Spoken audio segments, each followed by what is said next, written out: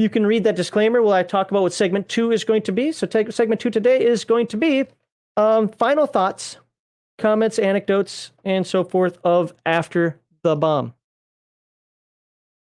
What I liked about Heathen Dog gave you his last week since he wasn't going to be here today. You can see what Heathen Dog had to say about it. I'm going to talk about the good, the bad, the things I wish were different, things I do in my own version of the game. And generally, get some ideas even from you guys about how to improve upon this type of game.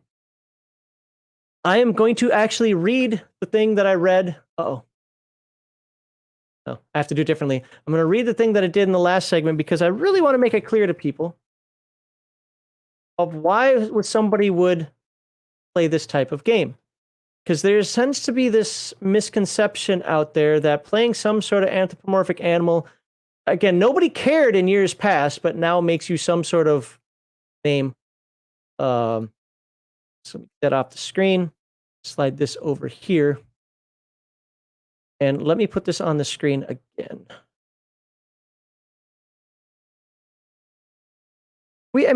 Don't get me wrong. We had our thoughts, and we were very clear about our thoughts about the pleasure bunnies. We didn't like them.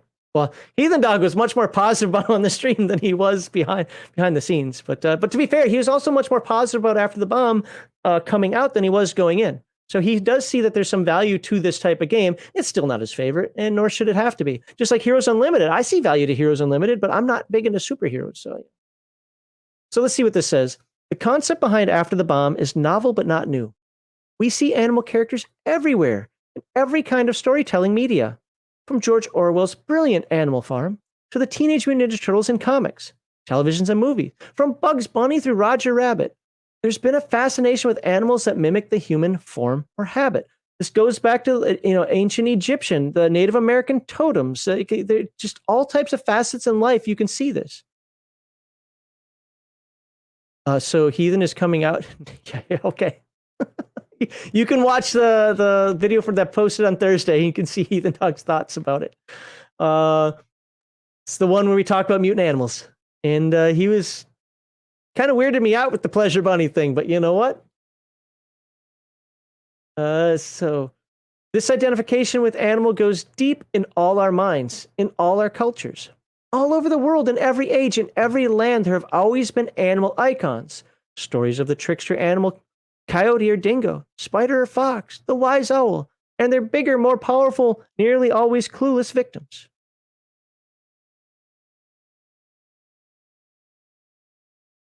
So, yeah, I was not a huge, I was younger, so it didn't bother me as much as it would today, but I wasn't a huge fan of the Teenage Mutant Ninja Turtles cartoon, simply because it's too lighthearted. But the Teenage Mutant Ninja Turtles comic book, people are dying. Things got slayed. So, sorry, I'm looking at chat here. People need to remember that certain things that are said and done in stream are for entertainment and exaggeration of the host person. Exactly. There you go. They have mutant insects in Mutants Down Under, but they're not mutant insect player characters, if I remember correctly. They're mounts. I can't remember if Transdimensional TMNT has mutant insects or if Mutants Down... Well, you know what? This is segment 2. I don't care. I'll look. I'll look right now. You can see my legs, my shorty shorts. They're not actually short shorts. They just ride up when I'm sitting. But,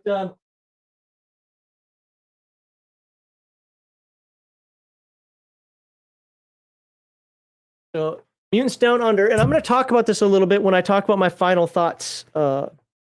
See, are insects, koala, some sort of weird lizard, platypus, kangaroo wallaby, whatever the hell that thing is, Tasmanian devil.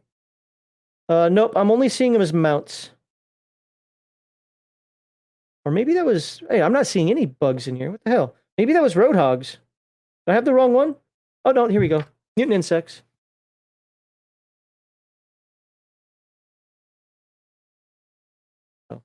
Oh. And you can ride beetles and ants and flies and grasshoppers. There we go. I'm sure you could make your own for your own game, though. I don't see why you couldn't. Be careful of those biopoints. Yeah, transdimensional includes dinosaurs. That is true. Mutants in Orbit had a bunch of mutant insects. Did it?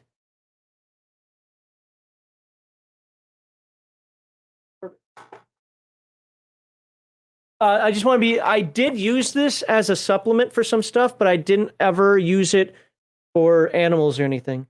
After the bomb, let's see. It's a rabbit station. It's got the human. I love that picture. And this again, this isn't to correct anybody on the stream. This is to correct me. Oh, here we go. Mutant insects. Well, look at that. It's right.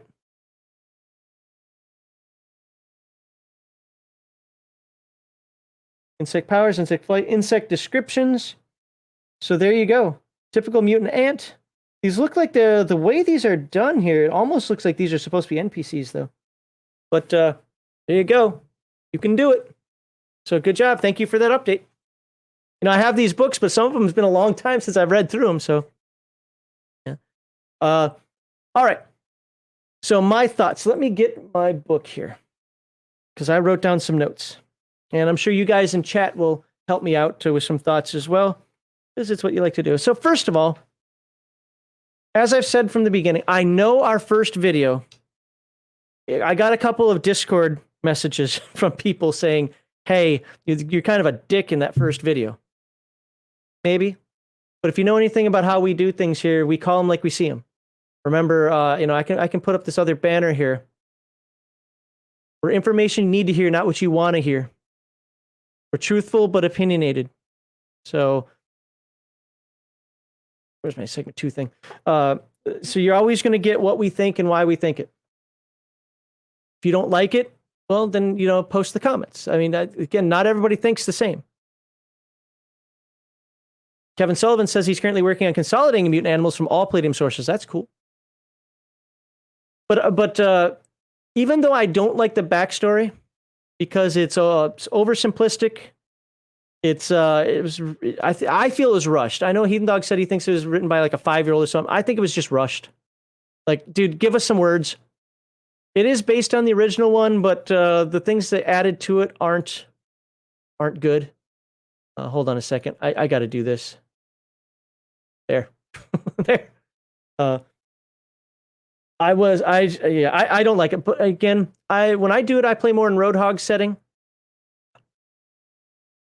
And with that negative, in fact, let me say it that way. There's something that this book does so much better.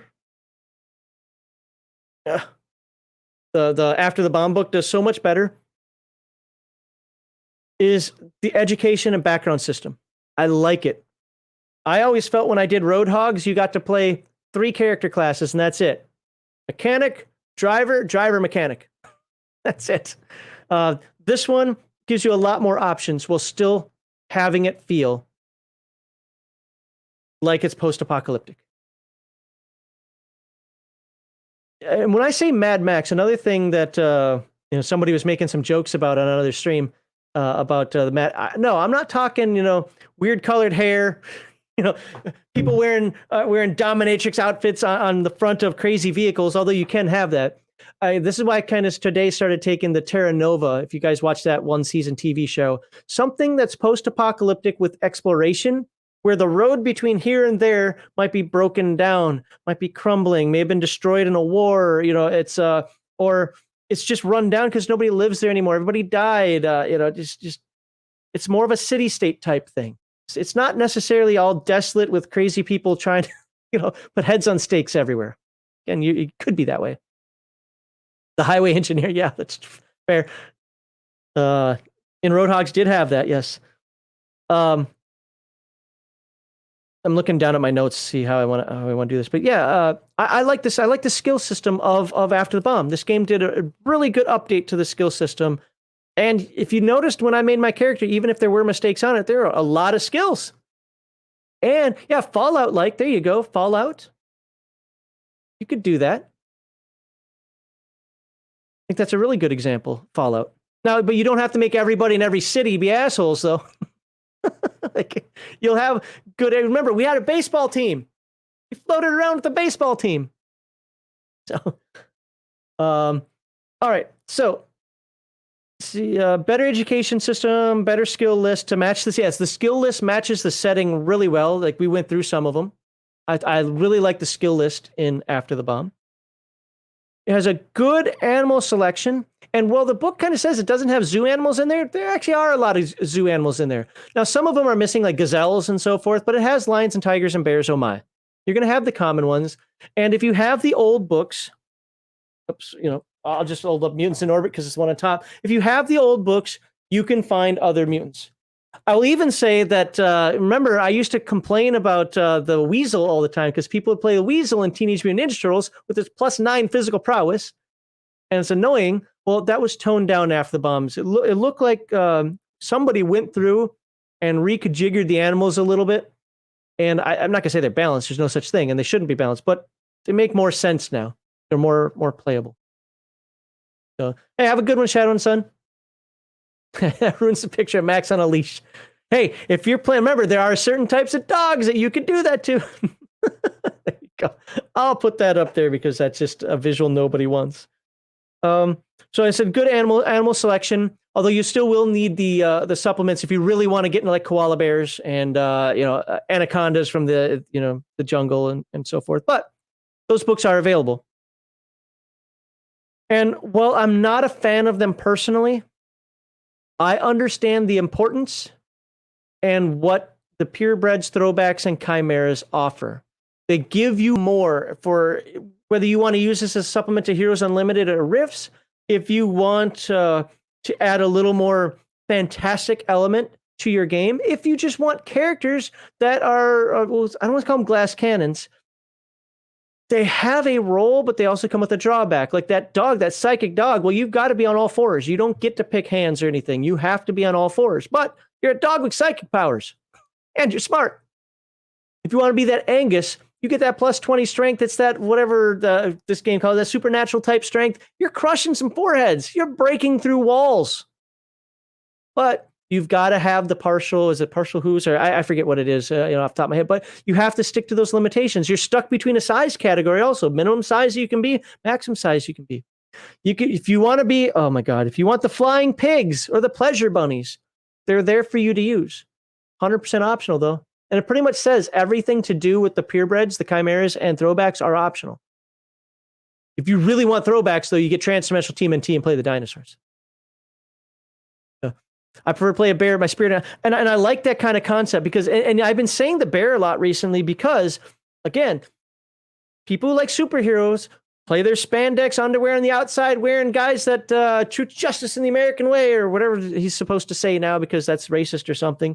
I'm playing a bear that will chew your throat out. Or I'm playing a duck, as you just saw, that can get in and out of almost any situation. I debated, except for I couldn't figure out a way of doing it because secondary skills wouldn't allow me to do it. I debated taking some sort of escape artist ability with him too. I didn't do that. Yeah, crushing physical strength, yes. If you keep a weasel, yeah, ferrets and weasels follow the same rules, the exact same rules, at least in the old one. And God, they drove me crazy. Because people would always play it kind of like, Nerdy Ogre said here, because it's a spirit animal. A lot of people do that. I like kitties. I'm playing a cat. I want to be a dog. I'm playing a dog. But, when people started looking at the numbers, wait a minute, I'm playing a weasel. What are you talking about? I'm going to have that high metabolism. Anyway, that seems to... this just seems to be a better balance here. So, yeah, so actually that's the note I wrote here. Treat your mutant animals like you would superheroes. Mutant animal stats are better than your normal human. I can fly. A human can't fly. I may have had average, kind of above average if you really look at it, but nothing extraordinary, nothing with bonuses, but I had above average stats. But I had the ability to fly. I can't get lost. I got all those skills. I've got things. I got, well over double the hit point, 2.5 times not hit points, the SDC of a normal person of my size. Like, my character might not be on superhero level kind of power, but he's definitely above and beyond playing a day-to-day person, even with a lot of skills. So, and we'll see what Supernatural has to offer when it comes to that. I'm sure there's psychics and so forth. Play a mutant sloth. You can play a giant sloth in, I think a sloth comes from, is that Yucatan? Or is that down under? Giant sloth is in Transdimensional.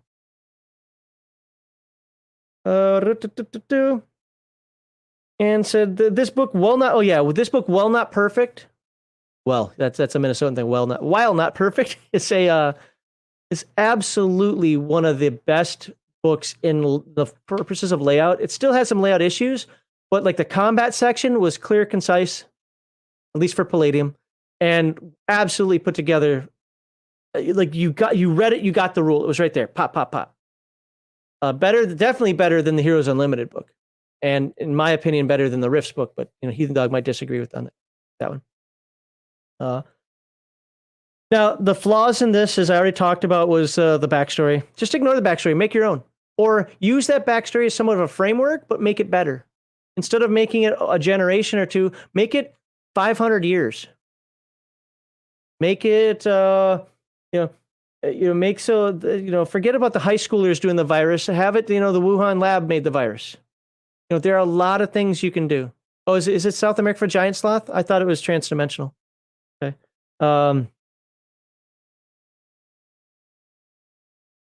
Yeah, but like I said, I do more of a Mad Max or Terra Nova type thing. Using Roadhogs. Here's one that irked me, and we're going to take a look at this. I do have the book in PDF, but I don't have it available.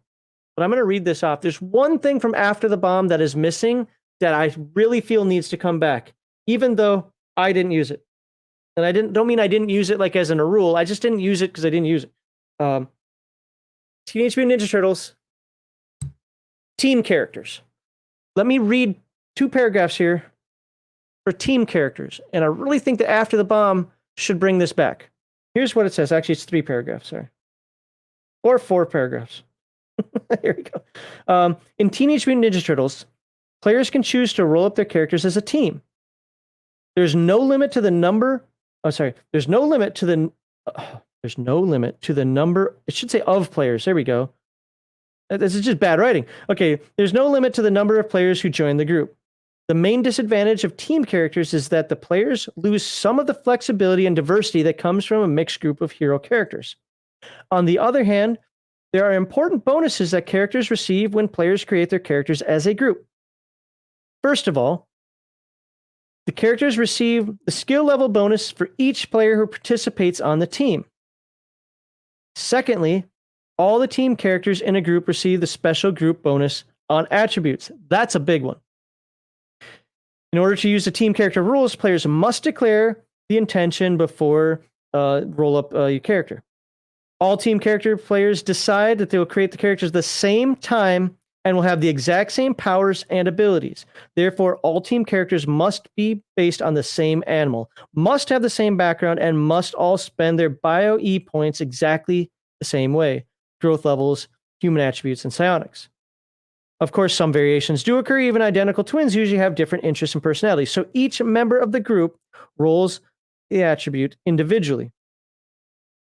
But there is an attribute. But there is an attribute bonus. Every time one of the players gets to roll an extra 6-sided die for an exceptional attribute, 16 or above, all members get to do that. So let's say you rolled a 12 for your IQ, and I rolled a 17. Well, with that 17, I get to roll an extra D6, and let's just say I get a 5 on the D6. Your 12 now becomes a 17 because you also get a 5. That's how the team building works. If multiple characters get it, you just take the highest one. You don't keep adding them together. So attribute scores are a lot higher, or can be a lot higher. So they get a collective group bonus in the form of additional skill levels. This is a one-time bonus only. See, I want to see here. Therefore, there's a skill bonus at each level for each member of the team. This is not additional experience level. It applies only to scholastic physical training and secondary skills. The 3-member team that is used an example here receive 2 bonus skill levels. So if you have a 4-person team, you get 3 bonus levels, basically 3 ranks. So if it's plus, if it says 50% plus 5, you now get Well, so you get started at first level at 55, right? Well, now you get 3 levels on top of that. You start at 50, 70. I think that's a little overpowered right there, but I would tone that down a scooch. But I absolutely think that needs to be brought back in some fashion to After the Bomb.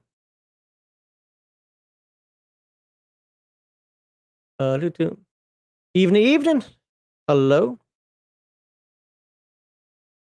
So, you're referring to real? Real. Okay, I gotcha.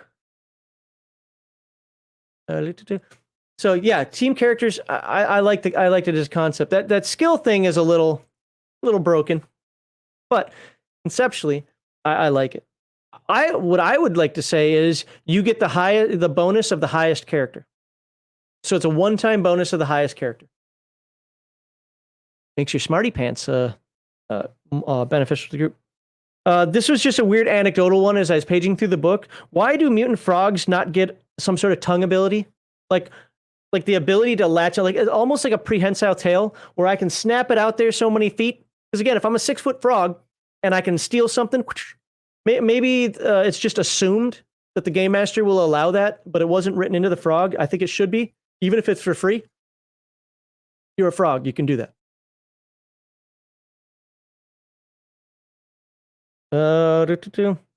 And the game needs more updates. What I mean by that, I'm sure it's not the most popular game out there, but I would really like to see these books. Roadhogs, Mutants Down Under, Mutants of the Yucatan, etc., combined into one big book, or these books need to be thicker. They need to be redone. They're good for their time, but they need to be done. I'm guessing, though, that After the Bomb just doesn't make them money. I'm sure it's not a good seller. So I understand that. But I think that because, I mean, the skill system alone in Roadhogs and Mutant Down Under sucks. Like it does. Or the education system, I'm sorry. So I think that those books need to be updated. So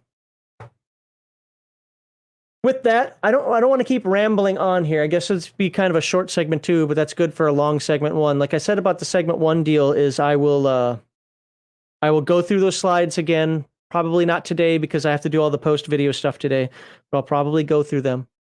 Also, I did say that I was going to say this because I said it between segments, but I'm going to say it on segment 2. Kevin, I'm probably pronouncing his last name wrong, and he will correct me on that. Sambita, and I base that on 2 people I know that have a girl I went to school with, Amy Syme, and a guy named Charles Beta, who had the same exact names. That's how they pronounce their names. So if that's wrong, he can correct me on that. But has agreed to be on our RPG Digest live stream on Sunday, 14th of August. So it's going to be all Kevin all the time on that one. So we're going to talk about, Ethan Dog and I have some questions for him. We want you guys to post your questions on my Discord. Link is in the description below. And you can look at our post on our suggestions. If you've got questions for him, don't be a jerk. We're not going to ask him questions that are jerkish in nature. But that doesn't mean we won't have and I know Heathen Dog's got 1 or 2 hard-hitting questions that one of which I wish he wouldn't ask, but he pretty much said, I'm going to do it anyway. Okay. We'll see if he likes to do that to me. He likes to get me spun up. So maybe he's not doing that, but we'll see. But if you have any ideas for questions that you want us to give him, go ahead and post that in our suggestions. And yeah, other than that, I've got some written down in my book here. And I'll probably come up with some more by then. We're also going to have a giveaway that day. That is right. I haven't figured out how we're going to do it. I better figure that out quickly. But we're going to have a giveaway that day. So in the next couple of weeks, I'm going to post something as to how we're going to do that giveaway. I don't exactly know how we're going to do it yet. Kevin has agreed to donate some books and even offered to sign them. And I am, because I always feel bad. You know, something you should know about me. I paid for Venger's books. He didn't donate them to me. I pay for most of the books that we do on here. Or if somebody gives me something for free, I buy something from them. So Kevin has agreed to give us some books for free. I'm also going to buy 2 gift cards, 2 Palladium gift cards. and we're going to give those away as well. So what's the question? Just curious. I don't want to get into that publicly. I can send you a message. I'll just say it has to do with something with him and Palladium books from 20 plus years ago, which is why I don't want to talk about it, because it's old news. But like I said, he might just be messing with me. He does that. And again, he might just be.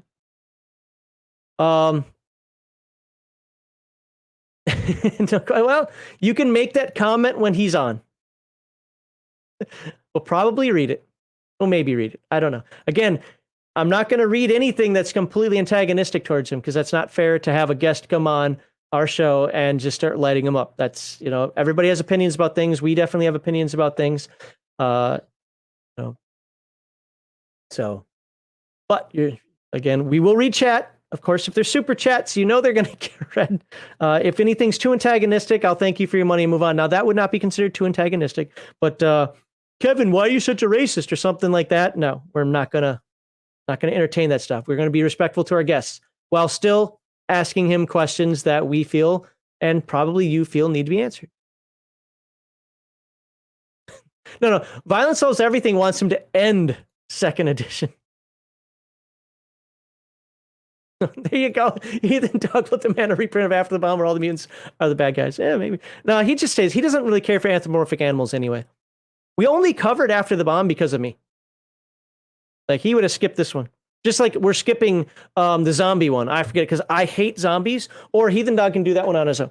I just, that's not Nightbane, that's the other one. Dead Rain. And I know a lot of people have some good things to say about it, but I so despise the zombie trope. It has nothing to do with the game itself. The only Palladium game I hate, as in I wish I could light it on fire, is Splicers. All the other ones, like Heroes Unlimited, I like the game. I'm not into superheroes. like I don't buy superhero games. Like that's the thing. Funny I say that when I have Mutants and Mastermind, and I don't have champions, but I have the hero system, which is known for champions, and whatever. I also have Godsend Agenda. Yeah, exactly. I was bored. I was bored of zombies back in 2010. But yeah. Okay, you know what? I think it's time to get into segment 3 here in just a moment. We'll finish up with a couple of chats, and I have to put up my proclivities because I didn't do it before. And while I'm doing that, we'll talk a little bit more about what we've got going on in the future here. So first things first, let me get some stuff up on the screen. There we go. That's where you can find. That's the Discord if you want to join us. If you have suggestions, what we should ask Mr. Sambita. Actually, I'm going to call him Kevin, because if I'm saying his name wrong, I don't want to insult him. Go ahead and post. You can go to that Discord link, join us there, and post in our hashtag suggestions chat channel. And like I said, can't guarantee we'll ask every question, but there are some out there we may not have thought of. I've got in that little book I showed, I've got some questions on there, and I think it's gonna be a good time, because one of the things that I really, really, really want him to do, and I'm gonna send him an email on this, is I want to make sure he says some things that we're not expecting. And what I mean by that is, what are some things you wish people would ask you? What do you want to talk about Palladium books, or about you and gaming, and whatever else? What do you want that nobody ever asks you that you really think is important in terms of the hobby, in terms of your company, in terms of the games that you make? Things like that. I mean, this is Kevin's time. I mean, we get to ask him questions, of course, but this is Kevin's time, and that's the respect we want to give him. And you can watch our videos on Rumble, Odyssey, YouTube, Twitch, and of course, if you want to donate to us, the best way to do it is PayPal and Streamlabs. Why? Because they don't take a 50% cut like the other ones do. Do I have my other thing available? Oh, wait, hold on this. And of course, we believe that role-playing games should take place in the fantastic worlds that you have in your noggin. And the focus of your tabletop group should be on role-playing and having a good time. They're games, after all, people. The core values of hashtag RPGate and any good tabletop community, which I dare you, I challenge you, I encourage you to share hashtag RPGate on all your social media, is escapism, not representation, entertainment over activism, and natural, organic inclusion, not forced diversity.